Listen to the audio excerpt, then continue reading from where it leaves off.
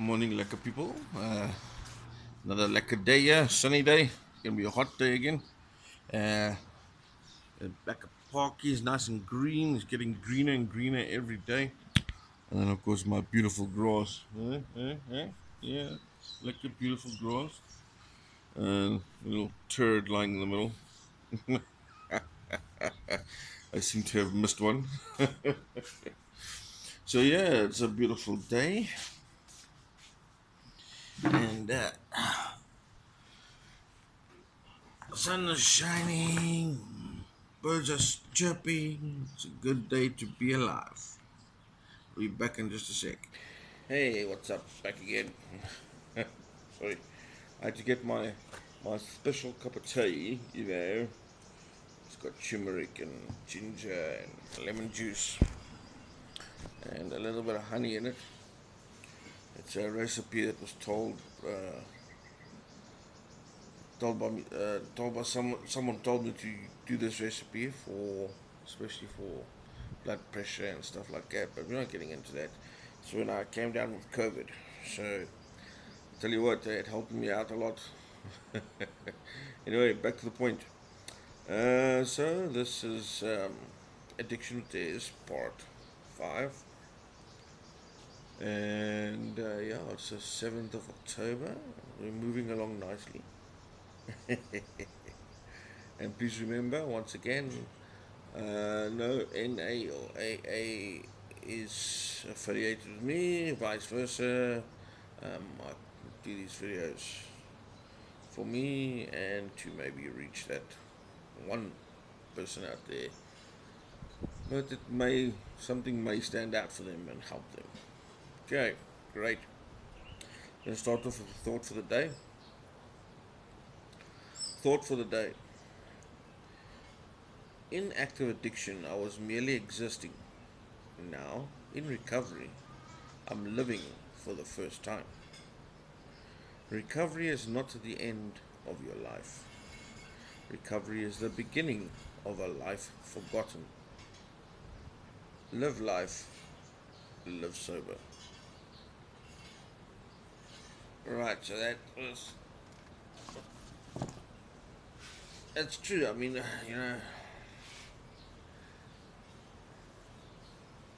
as a counselor, I mean, we talk a lot about how addiction has stolen life from the addict.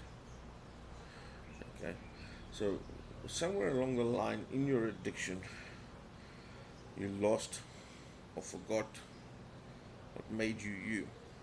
Okay, so when you come into recovery, you need to start learning and figuring out, who are you? What kind of a person are you? Do you even know who you are? For example, can you look at yourself in the mirror right now? I mean, I use that a lot. I just told that to a friend just the other day. I think it was yesterday. But anyway, um, and that's the thing. Most of us, when we're in addiction, we can't look in the mirror. We can't look at ourselves, you know, because we don't like who we've become. So in recovery, you start finding out things like, hey, geez, yeah?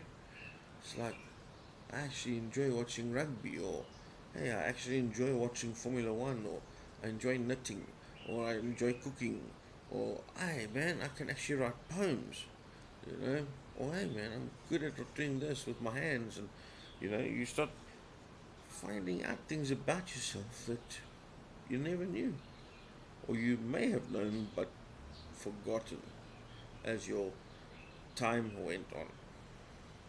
Okay, so anyway, so let's move on.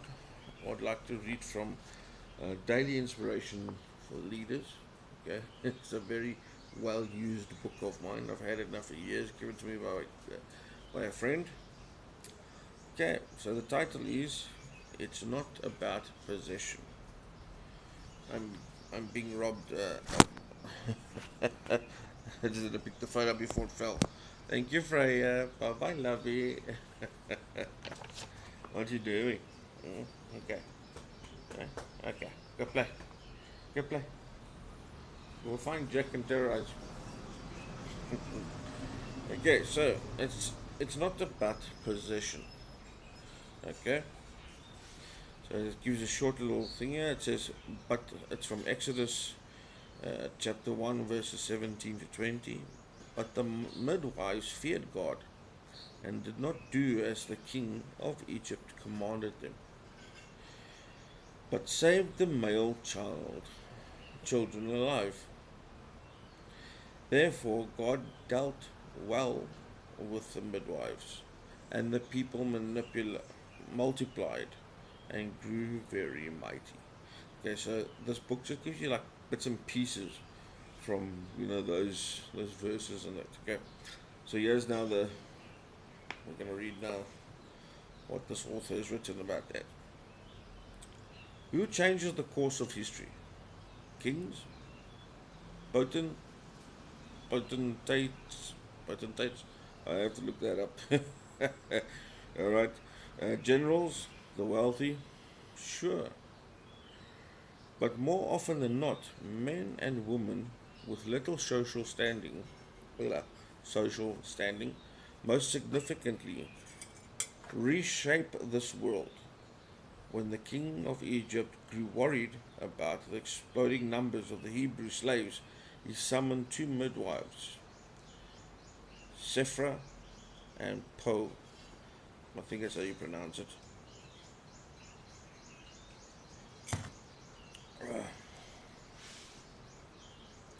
Ooh, lemon juice in my tea. Anyway, so Sephra and Po, and instructed them to murder all Hebrew male newborns. But these midwives feared God and refused to obey such a wicked command. Despite the king's threats, they would not buckle under and continue to deliver healthy male Hebrews, excuse. Although they had no way of knowing it, their risky decisions helped to spare the life of Moses, Israel's God-ordained deliverer. In their civil disobedience, Shifra and Po asked their, I hope I'm saying the names right, guys, please excuse me, risked their lives to protect the children God had placed in their care. Their bravery prompted God to show them kindness by blessing them with families of their own. No doubt, their children and grandchildren took part in the great exodus from Egypt. So what I get from that, okay, once again, this is what I get from it, okay. What you get from it probably will be completely different. So these two aunties, they were doing everything. They refused to do bad. They continued with their faith. Alright? And they kept going, and they kept going, and they kept going. They did not want to do evil. Alright? So, excuse me. So what happened is they got blessed. Okay? So God gave them riches. Blessed them with riches. And what were those riches? A family of their own. Okay? Grandchildren that still reaped the rewards of their blessings. If this makes sense to you guys. Okay. God said was, I will bless those who stay faithful. So they went through some serious stuff, man. And they got blessed. And the grandchildren got blessed, and I'm telling you, the children got blessed, and so on and so on and so on. Reap the rewards of what you sow. So be kind to others. There's no need to discriminate or to judge. Love. Right. Just for today. Okay, so 7th of October. As recovering addicts, we find that that we are still dependent, but our dependencies has shifted from the things around us to the loving God and the inner strength we get in the relationship with Him. Basic text, page 71. Okay, so once again, guys, please excuse my reading.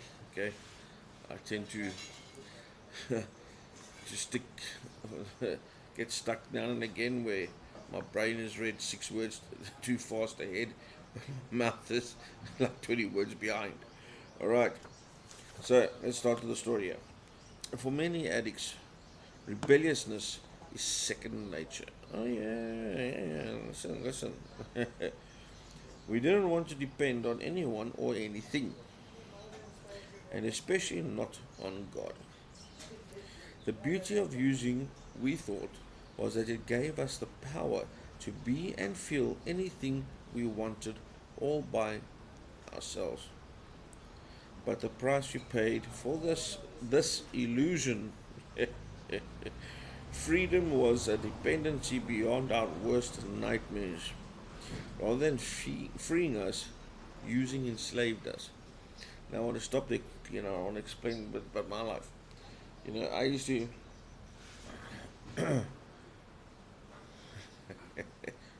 sign of insanity. I was sitting in Joburg Central, there close to Bruma Lake. I was sitting in a park under a tree. First thing in the morning, I was taking a hit of my first hit for the morning that I saved a little from last night, just so that I can cope for this morning, that I can organize my next hit, and then I can carry on with my day. And I remember sitting and watching all these people in rush hour traffic on their way to home, and I'm going, yes, they are slaves, bro. Look at me, I'm free. No, I wasn't. That is the delusion of being enslaved. Rather than freeing us, using enslaves us. So there's my insanity, thinking, hey, these hoes, check these hoes out. Hey, bloody slaves, eh? Hey, me, I'm a boss, man. In the meantime, I'm fighting for my next meal, my next hit, all that nonsense. Right, so let's move on here. When we came into Narcotics Anonymous, we learned that dependence on God, it didn't have to mean that we have thought may have thought what it meant. Did I read that right? God didn't have to mean that we may have thought it meant. Okay, I lost myself. Never mind, let's move on. Yes, if we wanted to be restored to sanity, we would need to tap a power greater than ourselves. This is why we teach you in recovery. If you don't believe in God or that's fine. But find something that you can believe in, something higher than yourself.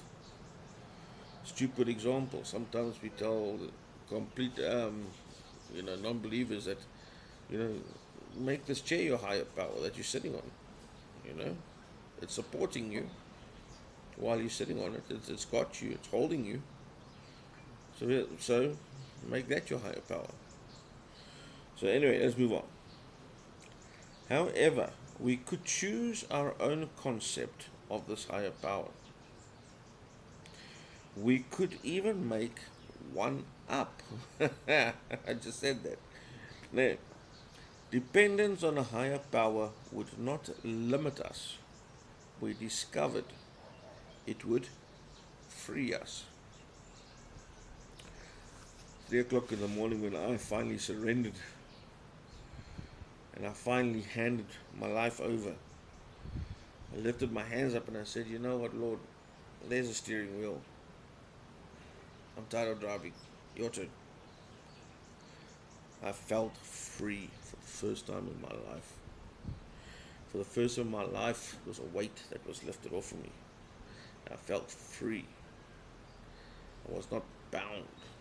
I was free. I was set free. And it's an amazing feeling. Do it. The power we find in recovery is the power we lacked on our own. It is the love we were afraid to depend on others for. It was the love we were afraid to depend on others for. Because we didn't want to talk to other people. We didn't want to receive help. We were scared to open our mouths and speak and say, yay. I know you think this all looks fine, but I'm telling you now, ours broken. Okay? It is the sense of personal direction we never had. Now you wake up in the mornings and now you know what you want to do. Eh? Yeah, direction. You got direction now. The guidance we couldn't humble ourselves to ask for or trust others to give. It is all these things, and it is our own. Today we are grateful to have a higher power to depend on. Just for today, I will depend on the love and inner strength I draw from the God of my own understanding. Your own understanding. I hope you guys know what that is. I hope I explained it a bit correctly. I mean, you can be Muslim, you can be Hindi, I mean, Buddha, okay, Buddhist, Buddha. Excuse, no offense meant. So, a higher power of your understanding, like I was explained to you about the chair, okay, that can be your higher power as well. All right, of your understanding. Good. Remember, guys, recovery. Recovery is you know, it's yours. Okay, it's what we call a selfish program. Recovery is yours. Don't let anybody mess with your recovery. Not your family, not your friends, not your employer, nothing. No one.